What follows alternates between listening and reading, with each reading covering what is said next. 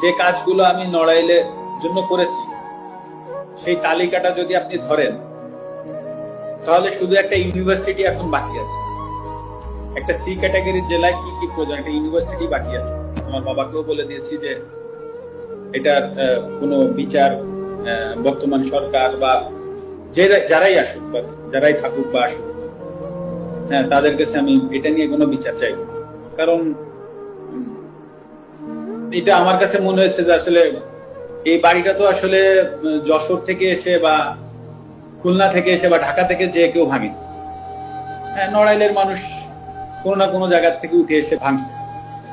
তো আসলে আমি নড়াইলের মানুষের বিরুদ্ধে আর বিচার চাইবো না। তো যেটা হয়ে গেছে তো ওটা আমি একসেপ্ট করে নিচ্ছি। হয়তো বা আমার কাছে আমি এভাবে একসেপ্ট করে নিচ্ছি যে হয়তো বা আমার কোনো ভুল ছিল, আমি কোনো ভুল করেছি, হয়তো বা তার জন্য ওনারা হয়তো বা এসে ওটা করেছে।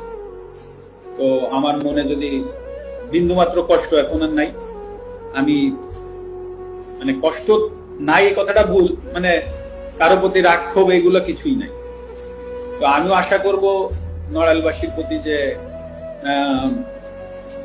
আমার কোনো ভুলে বা কোনো জায়গায় যদি কষ্ট হতে থাকে, তো আশা করি তারা তো একটা স্টেপ নিয়েছে, তারাও আমাকে এই জায়গা থেকে ক্ষমা করবে। এটাই আমি আশা করি, এর বেশি